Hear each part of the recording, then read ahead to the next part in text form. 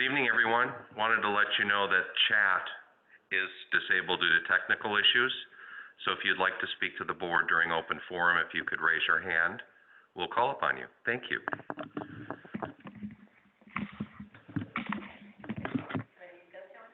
Yes, ma'am. Let me just move over a minute.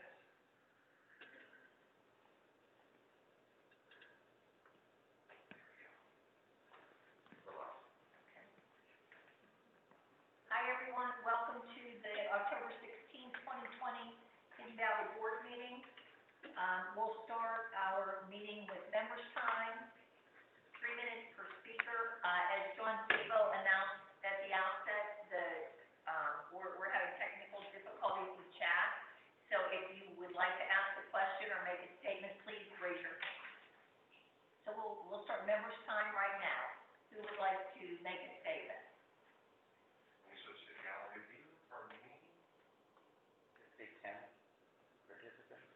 Yes, sir. 10 participants. We check waiting room. All right. Would anyone like to make comments to the board? Can anyone hear us? Everybody saying yes? Okay, that's great. Yes. Dennis, can you hear us? Okay, was that a? Yes, we can hear you. Okay, Is this okay, very good. If there are no comments, we'll call the meeting to order at 7:01. Oh, Val has a comment. Okay, I'm sorry. Let me unmute you, Val. Oh.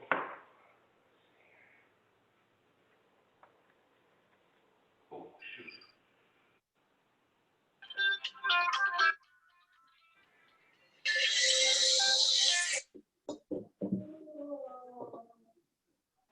Val, you're on. Okay, can you hear me? Yes, I can hear you. Okay. I just had a question regarding the newsletter that went out recently. There was mentioned in there that there's not going to be a shuttle offered for homeowners to go down to the slopes. That's correct. Can I ask why? As a matter of fact, Val, that information is on the agenda for later in the meeting. The board has considered whether or not we would be able to safely provide shuttle service. As everyone is aware, we went through the same type of analysis with the swimming pools this summer. Because of the size of the shuttle, our fear was that we would have long lines at the shuttle because only a few people would be able to jump onto the shuttle each time. And even then, we can't assure their safety. Just so everybody is aware, we have a contract with a shuttle provider, and they have indicated, and certainly others can correct me on this, but they have indicated that approximately 5 or 6 passengers could go on each trip, and we have no idea what type of service that would leave for those who are interested in skiing at any given time. Okay, and I'm sorry, go ahead. Go ahead, no, you go ahead. Okay, my concern is that is our season. We're supposed to be in the mountains doing winter very well. Was it discussed to maybe look into renting another shuttle or doing something other than just assuming that we would have slower service, or like, why was it such a quick decision to say no? I will say, Val, we make almost no decisions quickly. Bob Kohler is the treasurer. Bob is close to our shuttle contract and those costs. We did, in fact, talk to Bob about whether or not the budget provided would enable us to provide additional shuttles because of the fewer number of passengers. Bob, you want to talk about that cost? Yeah, the shuttle contract contemplated one shuttle that would run on Friday evening for approximately 4 hours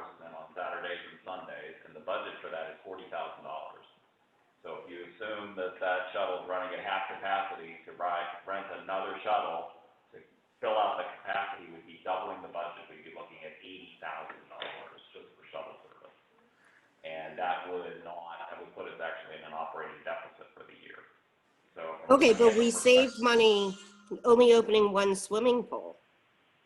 We didn't have the lifeguards, we didn't have, I mean, I just as a homeowner, I'm very disappointed that I'm paying the same fees and we are losing services constantly. I can tell you, Val, that the board does not want to take away amenities, and I can tell you, I definitely do not want to vote to take away amenities. This has been an incredibly unusual year with the COVID-19 situation, and we've had to grapple with some very difficult decisions, as have other organizations. Right. I would love to receive that shuttle immediately. I would like to have both pools open next summer. I hope that we're able to do that. Oh, I do too, but I just don't understand. My kids ride a school bus. They do every other seat. So that would definitely enable more than 6 people on one trip on the shuttle. My kids have been riding the school bus since August without any problems. It is my understanding, Val, that the shuttle bus contractor makes a decision about how the shuttle will run during, the period of that COVID is still with us. I can assure you, we've discussed this for a long time, and just so that everyone is aware, a number of us participated in an information session with Seven Springs. I don't think Seven Springs has committed at this point to having a shuttle service at Seven Springs. They are aware that we are contemplating not having shuttle service this year, and frankly, did not indicate any objection. And obviously, not only is that an amenity we provide, but it's an amenity that supports the programs that they sell. And so, this isn't a good situation for us either. I mean, we don't want to take away amenities. We're trying to operate within safety parameters that exist during this pandemic. Well, I understand that, but again, I'm going to go back to the schools. What they did is they went out and they got more school buses. They negotiated that into the contract. You mean to tell me that there's only one contract that we're allowed to operate under? They told us no, and we said okay? Well, actually, We got bids. we got bids, and I think the big distinction is government agencies have immunities and are treated differently in a protocol sense than we are. We're not aware of any viable protocol provided by either the CDC or Dr. Levine's department to give us guidance, whereas schools and governments have a leverage over us in that regard. But it's a shuttle bus that I would be willing to sign a waiver to ride. I mean, I bought my house knowing that there was a shuttle service back and forth. And I personally work for Seven Springs. They're not going to care. They're going to charge us $20 for the parking down there this year.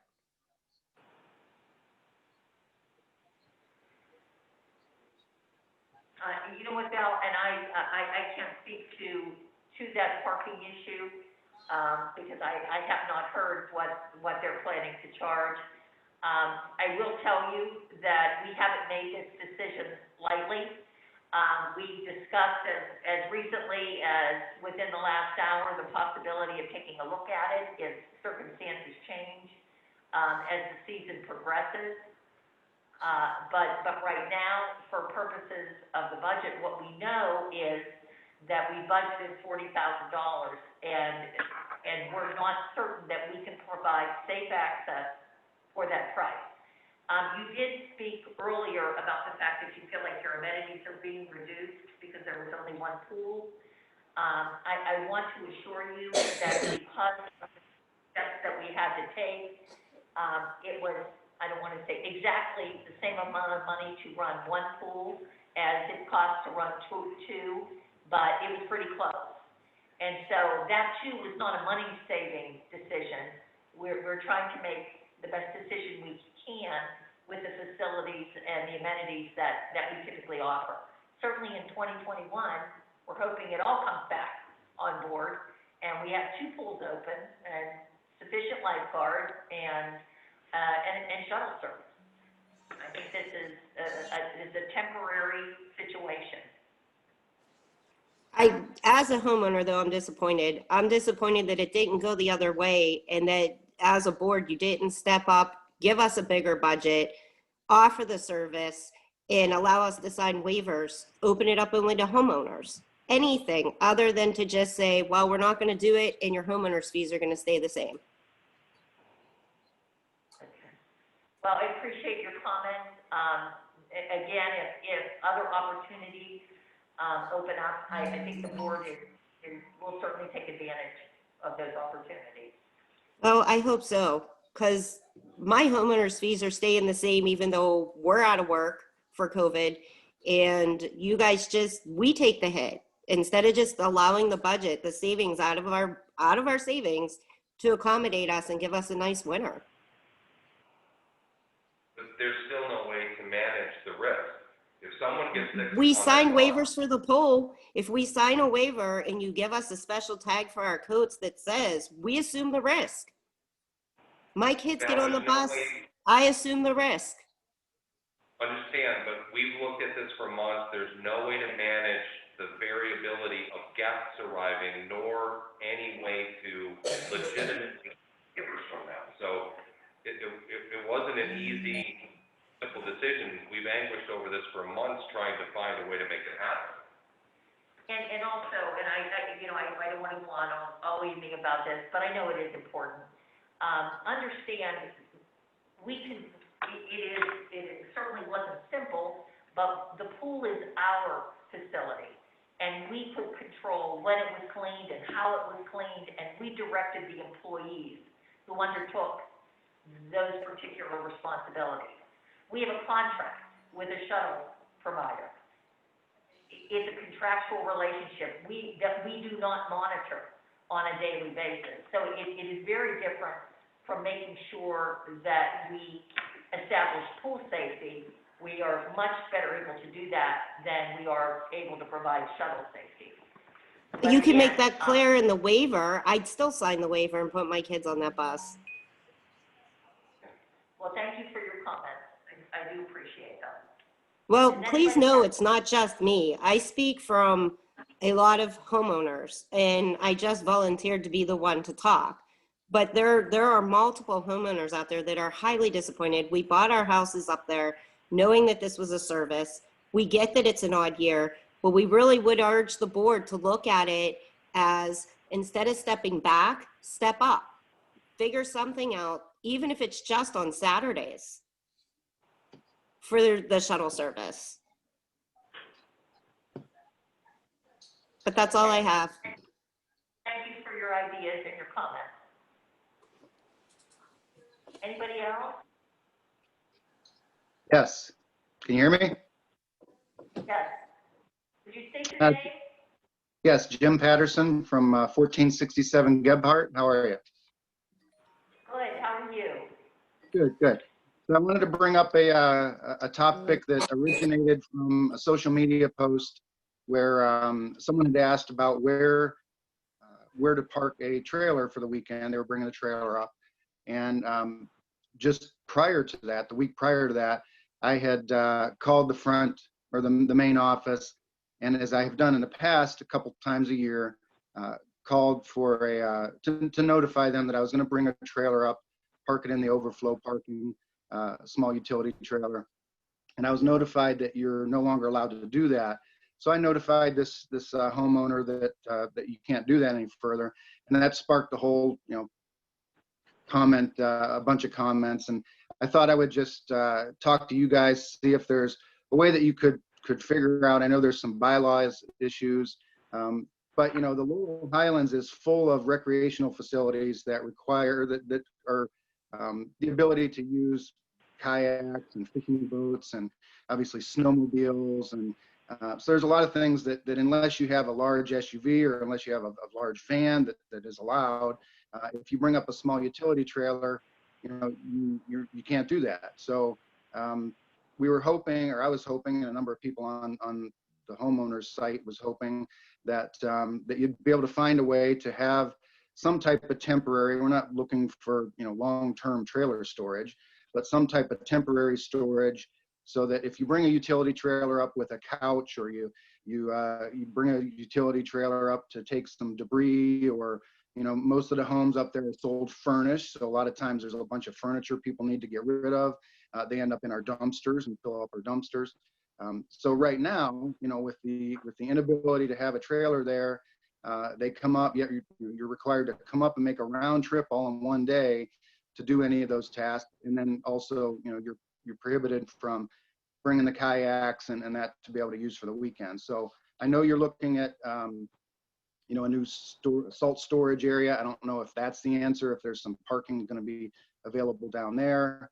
I know, and the reason I had called again, questioning if I could bring it up, was because I knew the pool was very busy and I didn't want to leave a trailer there taking a spot from people trying to use the pool.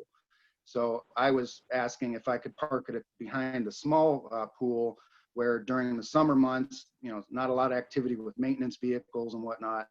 And that's when I was told that it's absolutely no trailers left overnight whatsoever on the property. So I just urge you to try to take a look at that, see if there's a way that people could bring up a trailer, whether it be a couple nights, have some restrictions, dedicated areas. I'm not saying parking out in the general population of vehicles, but maybe some general areas that that people could do that. It seemed like it was very well received when people were asking about it online. I think there's, just like the lady before me with the shuttle, seemed like a hot topic. So hopefully you guys can address that at some point in the future. I know you got a lot on your agenda, but hopefully you can address that, because it would be helpful for us homeowners too. So thank you for your time, and thank you for your volunteering. I know, sometimes people don't understand you're a volunteer group and not a paid, this isn't your full-time job. So thank you for the time.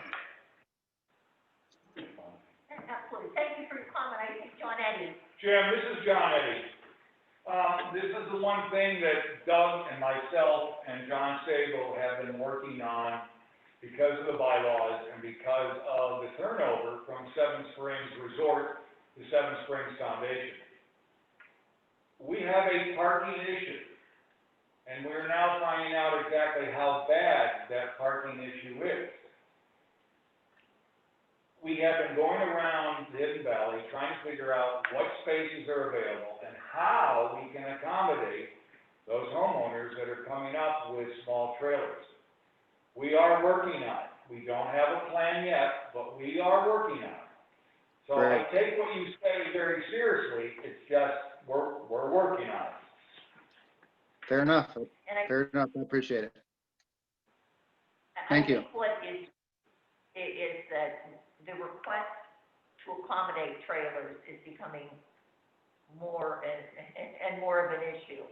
And so hopefully we'll be able to come up with a solution sooner rather than later. Yeah. But thank you for your comment. Thank you. Okay. Anybody else? Okay, if not, now we'll call the meeting to order at 7:18. Roll call?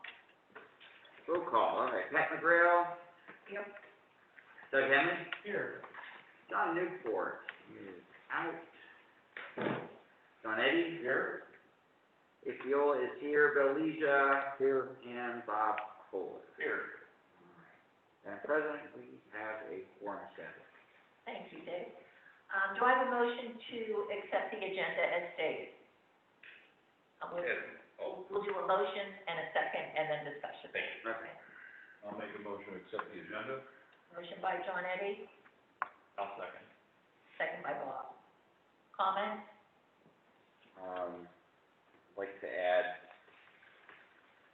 as item 13.5, approving Chris Yost's maintenance committee application. Is that correct? Adding that to the agenda. So we have a motion by John Eddie, seconded by Bob Kohler. John and Bob, are you in agreement to include 13.5, which is a motion to appoint Chris Yost to the Maintenance Committee. Yes. Yes. Any other questions or comments on the agenda?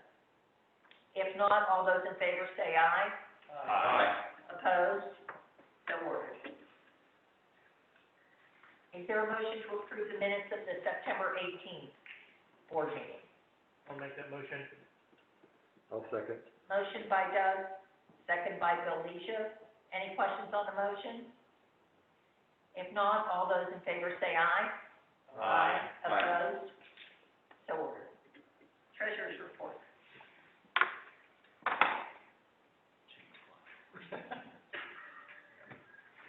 Okay, thank you, Pat. So I'll use the treasurer's performance dashboard to just give a quick financial summary, for the first 2 months of the fiscal year, from July 1 through August 31st, which is the date of the most recent available financial statements. We are on track with budget. Basically, this time of the year, we run a break-even budget. We're making all of our transfers to our reserve replacement fund in accordance with the approved budget and the reserve study requirements.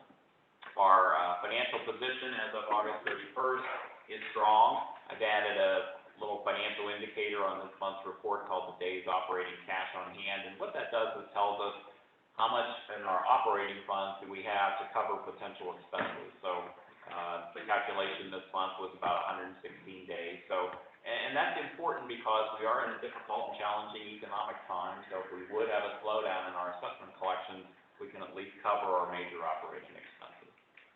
Our accounts receivable at August 31st stood at $88,000.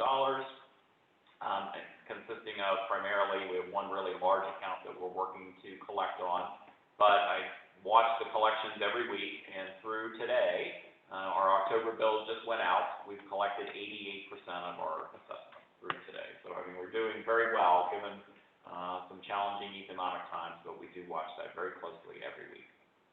Our investments, our replacement reserve fund continues to do well. Our investment managers are put us in what they call a defensive posture, so they're monitoring our investments very carefully, very closely, and we're not seeing any issues there right now. The capital budget year-to-date, we have spent approximately $118,000, which is about 30% of the total $405,000 budget. However, I did a quick update on that yesterday. Brian and Chris were kind enough to update a report for me. So if you add in what we've spent in September and what we have signed under contract, we have spent about, or will spend about 60% of the capital budget thus far this year. In terms of our major contracts, tonight we will be voting on the security contract, as that contract is coming due, and all of our other contracts extend out for at least another year. Looking at the second page of the dashboard, I also track a couple of what I call non-financial indicators. So I always look at work orders and maintenance hours, and we're a little bit behind our targets on work orders, but we are having with maintenance person on medical leave. So of course that has slowed down our ability to address our work orders. We hope that he will be back with us very soon. In the other non-financial measures as well, I always like to just call attention to a couple of things. Our email subscribers, and Dave, I know you always like this one, so we're seeing a steady increase, right? The most recent stat I have is that we have 1,142 email addresses, which about a year and a half ago, 2 years ago, that number was in the 700s. So we have steadily been increasing that, which improves our ability to communicate with the homeowners. And then a couple of years ago, I started tracking the real estate activity, and I'm sure many of you know and have heard about the number of sales that has taken place up here. We've seen quite a bit of real estate activity. So for the first quarter, and these numbers come from Mike Mikulich and the Preferred Realty Group, first quarter being our fiscal year, July 1 through September 30th, 59 units have been sold here compared to 25 last year. And the number that always kind of boggles my mind is the number of properties listed for sale as of this week. It was 14, which is 1.3% of the amount. So properties are selling very quickly. So a very strong and healthy real estate market that we are experiencing this year. A couple other things, I'll include the Finance Committee and Audit Committee reports in my comments. The Finance Committee met a couple of weeks ago, and there were really two things that we discussed. We went through the security proposals in depth, had a discussion about the security service, which should be continued on the mountain, et cetera. And then we also had an in-depth discussion on the proposed Southbridge Center project, and we conveyed some of our concerns about that to the full board. The finance committee will be scheduled to meet here sometime in early November. We'll do our semi-annual investment review, and we have a couple of policies that we need to clean up. The audit committee, our annual audit of our financial statements is underway. I've talked with the auditors. They seem to be progressing on a normal schedule. There'll be an audit committee meeting scheduled here at the end of October, where the audit committee will get a chance to talk to the auditors and go through the financial statements before they're finalized, and then those will be sent out to the homeowners sometime in early November prior to the annual meeting. And that concludes my report. Thanks, Tom. Do I have a motion to accept the treasurer's report? Motion. Motion by John Eddie, Second. second by Dave Fiola. Any questions on the motion? Any questions for Bob? If not, all those in favor say aye. Aye. Opposed? So ordered.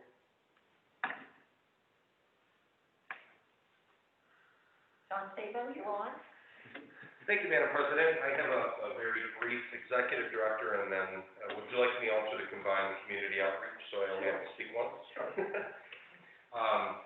I know Brian's gonna comment about JML, but I wanted to take time, we've received this past week 7 compliments about the palpable difference in the performance.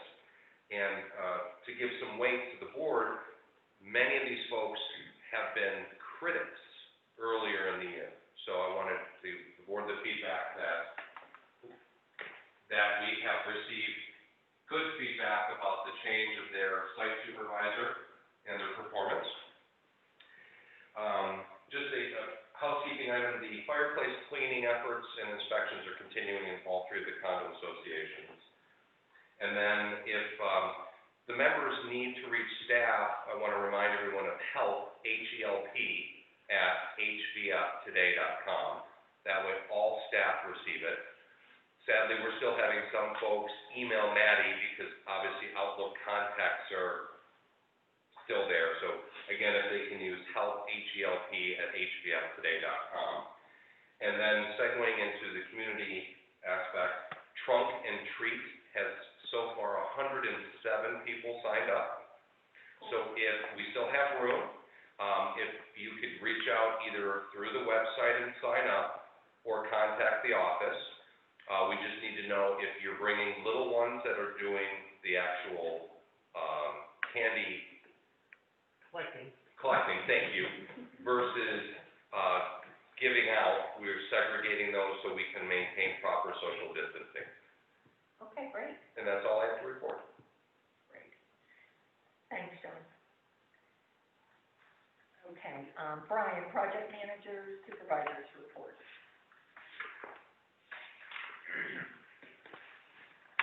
So I'm going to start with the current projects we have taking place on property. Paul Bunny continues to provide the community tree services, averaging 1 to 3 days a month.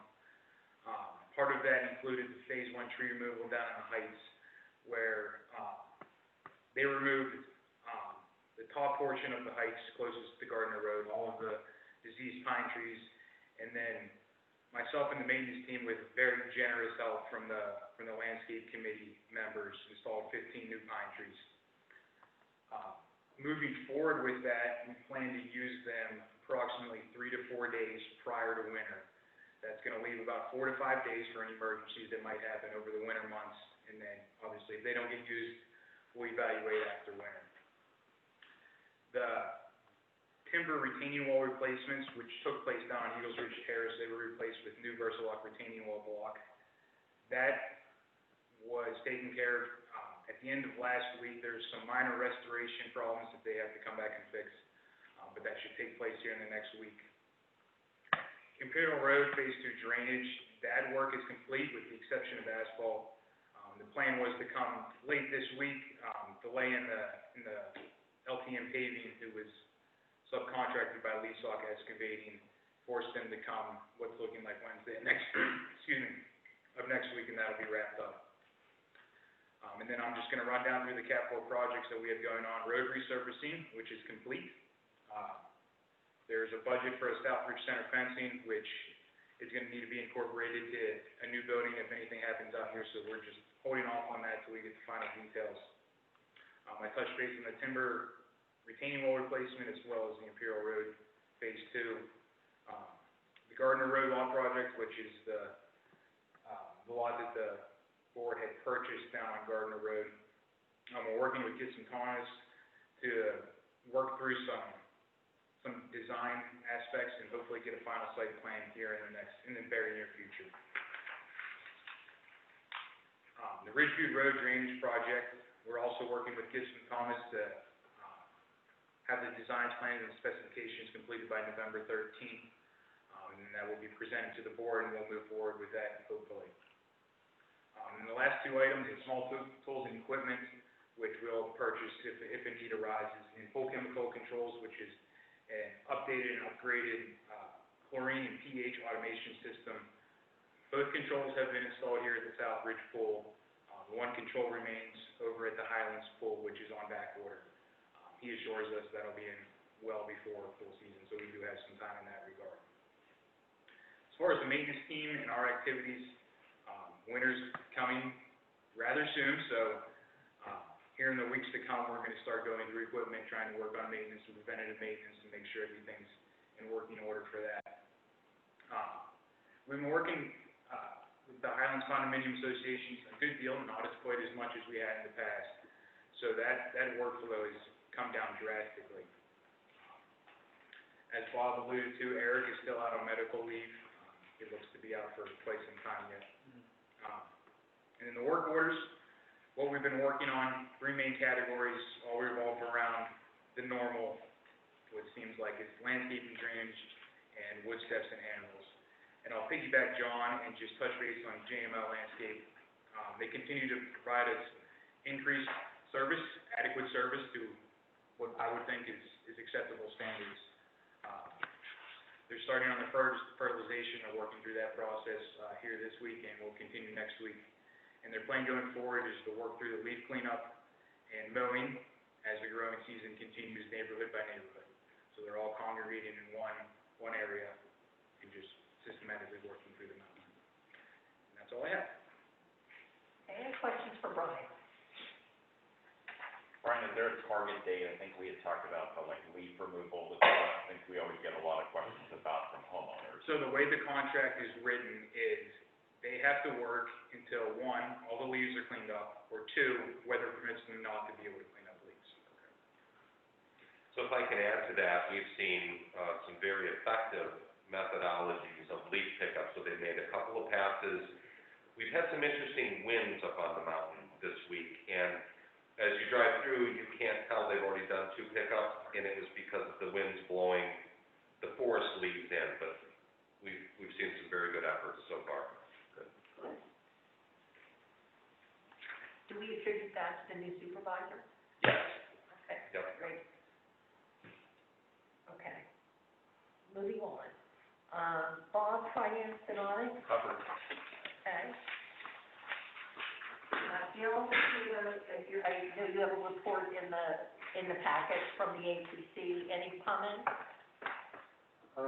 It's beginning to settle down because winter is coming. There's less permits being brought in.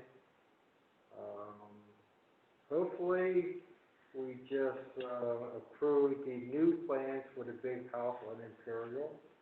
So hopefully that will start getting some action on it. That's the exciting thing about the ACC. And that's about it. Okay, great, thank you. I think, no report from maintenance, rules and reg, and social and rec. I know the social and rec committee met today. We did. We had a productive hour and a half, wasn't it, John? And it looks like the schedule for 2021's activities were put in draft mode. Great. Okay.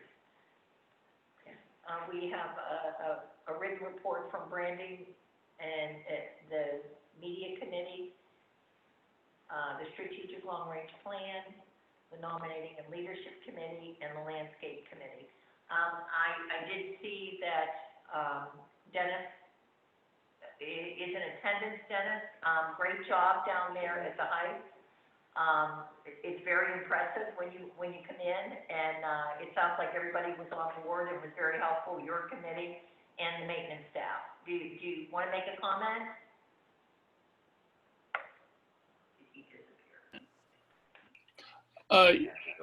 As I said in the email that I put out, I thought it was a great team effort, and I'm hoping we can continue to do more of this.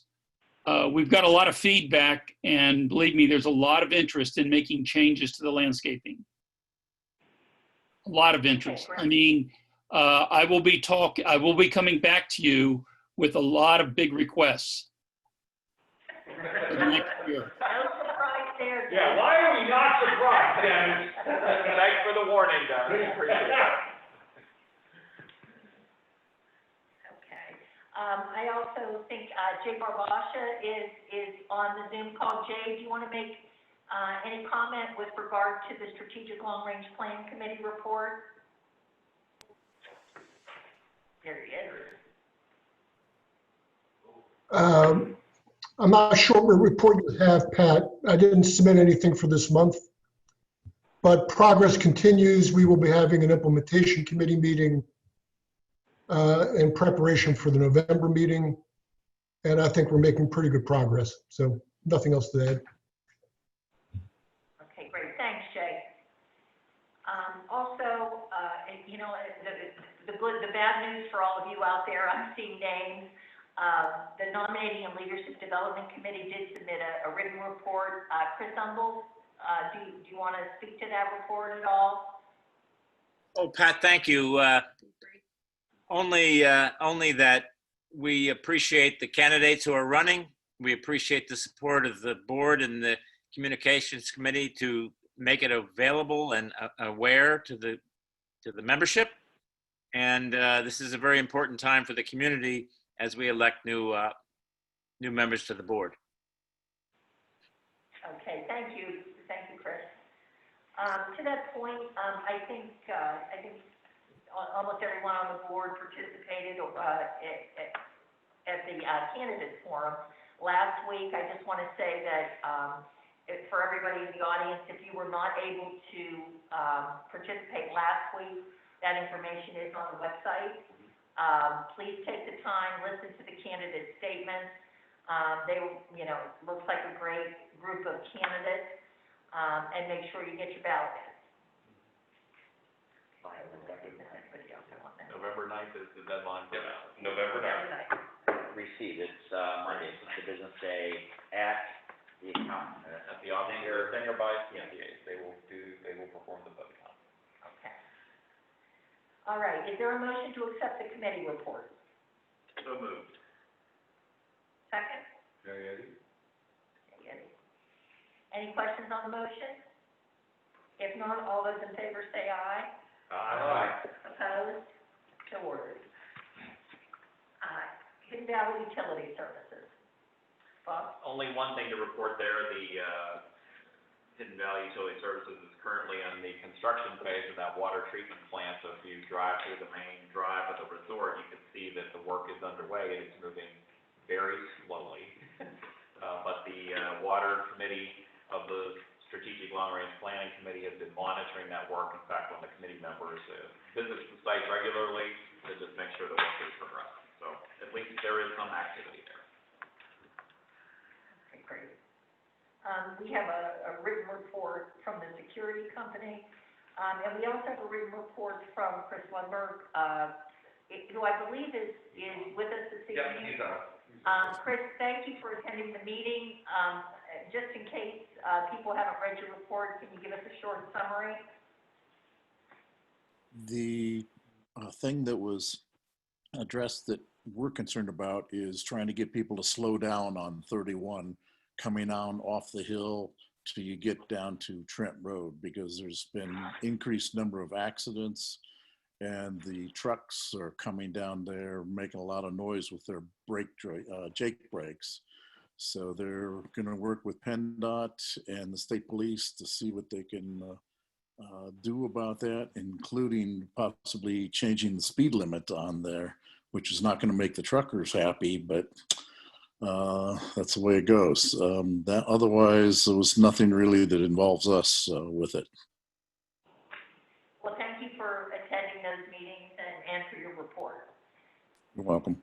Okay. I don't know if you noticed, but there used to be a passing zone when you exited on Gardner Road at the top and made a left. They used to be passing, that's gone, they've made that a zone. Now, that's not Jefferson Township, that's West Warren County. Yeah. It sounds like there are some Safety. things brewing as far as that stretch of road goes, so. Okay. Doug, do you want to give us a brief Saltum update? The maintenance committee and the board are going to meet with our engineer on November the 13th to go over the site plan. And then once we have that data, we can proceed. Okay, very good. Last but not least, the Salvage Center 2 proposed building. I think everybody is aware that 2 weeks ago, we had a town hall meeting on the proposed Salvage Center building project. And just to repeat, and if you're unaware, we are on hold for the time being. We're waiting to get prices back from our project managers. We anticipate those the first week of December. And so that project is on hold until we can get a handle on what the cost will be. Anybody have anything to add to that? Okay, moving on to new business. Do I have a motion to accept the proposal and award the security contract? I'll make a proposal to accept Allied Security as our contract. For a term of 3 years? Yes, term of 3 years. Is there a second? I'll second that. Second by Bob Fuller. Any comments on the motion, questions?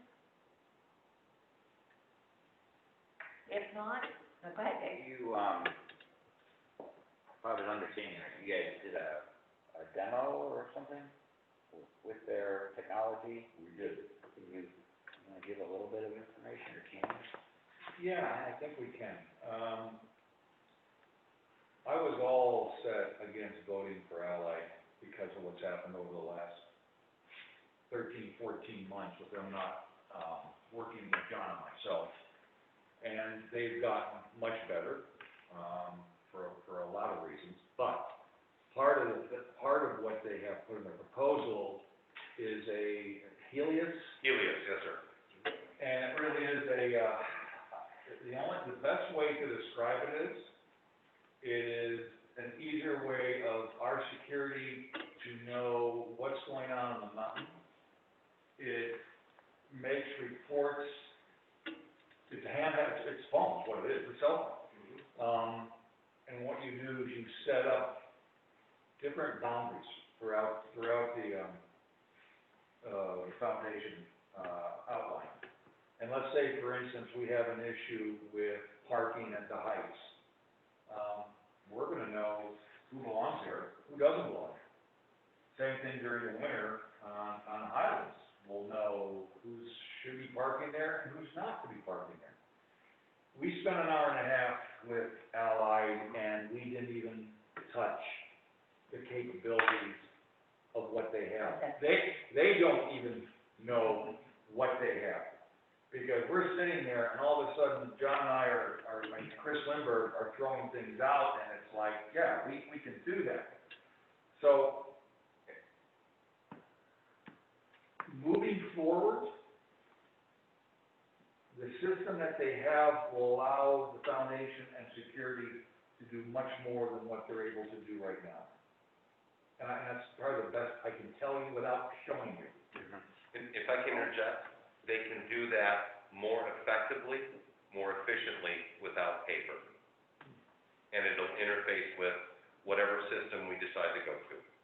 Okay, great. Okay, so we have a motion and a second. Did we vote on that? No, we did not. No, we didn't. Okay, if there's no more comments or questions, all those in favor say aye. Opposed? So ordered.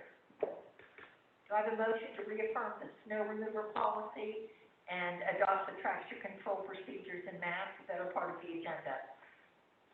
Let's get a motion and a second I'll first. make the motion. Motion by Dave, second by John Eddie. John Sabo, Yes, ma'am. can you speak to this Yeah. policy? I would love to. Essentially, well, not essentially, this policy is the exact policy we have had, I'd have to look at it, going back to 2011. The one additive, and for the board's benefit, I printed in color, and for the community's sake. What this map is meant to do is delineate those areas where salt and/or anti-skid will be applied. Now, there's some intense thought behind these areas, and you can see obviously Imperial with the curves and the elevation change. So each and every area that's colored blue would be an identified zone where salt and/or anti-skid would be expected as needed. Everywhere else is the intent to have snow cover and/or snow pack. And we also wanted to remind, with all of the new folks buying places here, that's why you see that little green note on the bottom, that the use of snow tires is strongly recommended throughout the Laurel Highlands during the winter. There's two very mindful reasons why we went this exercise, and for the audience benefit, the board and I discussed this over several months along with various committees. We have to be very thoughtful of how many tons of salt we apply. For two reasons. One, it's expensive, but then we get our drinking water from the wells. So we also wanted to deal with perception issues that bare roads are not necessarily safe roads. It could be black ice conditions and various others. So I wanted to create a visual map for the community and the board to see those areas that we should expect traction, salt and/or anti-skid, and those areas that we would not normally. And the exception, in an ice storm or icing conditions, then any road could have salt and/or anti-skid. So, and this map is on the website? Yes, and it was published to the community as well. Okay, great. And just the highlights from the policy, 6 inches or more of snow. The foundation will follow the protocol, but it is shoveling once per day. It is not shoveling multiple times per day. And we do encourage all owners to have a shovel and/or a supply of some form of ice melter to add to the efforts of what the policy permits, which is once per day shoveling, once snow reaches more than 6 inches. And none of that is a change. No, sir, it's an exact same policy. I just cleaned it up so it was more readable, but no change. That's, I mean, the members need to know that. Yeah, no change. Okay, does anybody have any questions or comments on the policy? Okay, and again, this is just a reaffirmation Correct. of the existing policy. Correct, no change. I will ask, are we scheduled to meet with our vendor to make sure that they, will relay information? Yeah, there's So gonna be, that they are aware of the there'll policy. be a seasonal, pre-season meeting. They usually come up for a tour, Brian, you guys drive the mountain. if I'm Right, and correct. we have the same vendors we did last year, Dependable Lawn Care, they're on a 3-year contract. Looks like their plow drivers and staff may change slightly, so we have already arranged for a meeting to take place, at some point before winter. And we will make sure that each of their rigs have this and a copy of the policy, so we're following proper form. Okay, great. All right, having said that, we have a motion by Dave, second by John Eddie. All those in favor say aye. Aye. Opposed? So ordered. Item 13.3, I need a motion to approve the revised committee procedures policy number 31. This has been on our agenda before and has gone back to rules and regs, and now it's back again. Is there a motion to approve that? I'll make the motion. Motion by Doug, second? Second. Second by Rob. Any questions on the motion? If not, all those in favor say aye. Aye. Opposed? So moved. The next item is with regard to the ski shuttle.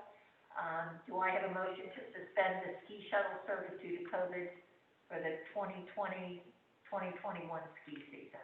I'll make the motion. I'll second it. Motion by Doug, second by Bill.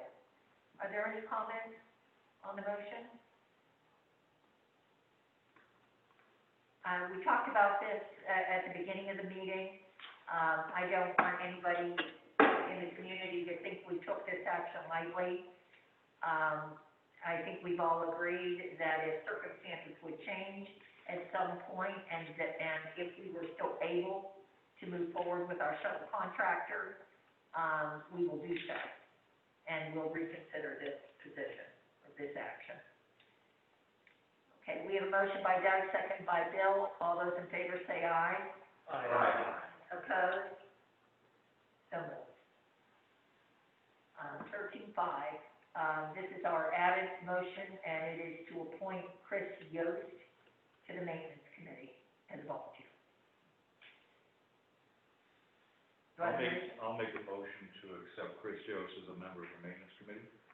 Second? I'll second. Second by Doug. Any questions on the motion? If not, all those in favor say aye. Aye. Opposed? So moved. Thank you, Chris. Our next meeting date. Would be the 20th, and then to remind the board, the annual meeting, which would be remote, will be November 21st. Okay. Just so everybody is aware, the annual meeting is always a fun time with lunch and lots of information. Obviously, also because of the pandemic, we'll be doing that by Zoom. It will look a lot like this, although, you know, we hope to have some important announcements at that meeting. So we hope everybody is able to attend. Now, we'll be having a business meeting the night before, Correct. which is would be our regular meeting. Yep, at 7 PM on the 20th. 10 a.m. the annual meeting. Yeah, 10 a.m. annual meeting. the annual meeting is at 10 a.m. on Saturday. Okay. Any other questions or comments? So one question about the water bills complaining this month. Yes, I've heard some feedback, Bill. Did you get anything from Glenn? Well, the only thing, Glenn mentioned there was a system issue on the electronic reads. Although he's been chasing, the project on the new plant, so I've had a chance to follow up. Have you heard any updates from Glenn on that issue? Just from talking to Glenn in passing, the majority of them were legitimate uses. Running toilets, people didn't shut their water off, things to that effect. I think there were, a small handful of I them think that were 7 we counted. misreads, or some of them are the old readouts, so you're relying on the labor of the water company to write that number down correctly and then transfer that again. So, yeah, I think it was a little bit of both. There's nothing to worry about. Not the ones that I'm aware of, which, like Ryan said, one was a leaking toilet, 2, they failed to shut the water off, and we all know what happens with that. None of this is related to the increase? Not, looking at my bill, checking my meter was right. Now, I dealt with 2 of them, which initially we feared were leaks within the walls in the conduit. The story to that one is, the wife came up the weekend prior, didn't shut the water off, and the toilet was running 24/7 for a few days. I can't imagine something like that. Yeah, Okay. I won't count it. Just, and I hate to put you on the spot, I know you and I had shared an email about the water rates and so on, but just as a matter of record. Right. Weren't the rates that were finally granted, the rate increase that was granted to HVUS to take effect April, is that right, April 1? Is that? Yeah, I'm trying to remember, Yeah. I don't remember the exact date. They asked for a huge increase. The increase was around 35, 40%, something like that. Beginning of the year. Yeah, effectively, it really started in early January. Yeah, it's one of the Okay, things we so it was worked before with. that, yeah, so it's not, essentially, what I'm getting at is not, there wasn't just a recent rate increase on anything that might have changed that stuff. So if whatever rate increase they were granted started much earlier this year, would have taken effect and shown up much earlier this year in the bill, Yes. so. And they've also been underwater to replace the water meters, and they now have a new billing system in place too, that is supposed to be more accurate than the old meters and the old readings. So theoretically, the bill should be much more accurate. In this line, and for the benefit of the residents, a leaking toilet, one single leaking toilet leaking 24 hours a day for a quarter is 15,000 gallons. One leaking toilet. That's a lot. Yep. And at their water rates, that's Well, and then don't forget the sewage, right, which is how your water consumption and the sewage rates are higher. yep, that's true. Okay, on that note, before we adjourn, I just do want to remind everybody, please, cast your ballot, open that envelope, go onto the website, listen to the candidate statements, and get your vote in before November 9th. And we'll make the announcement at the annual meeting as to who the new board members will be. So, do I have a motion to adjourn? Motion? Motion by John Eddie, Second. second by Doug. Any questions on the motion?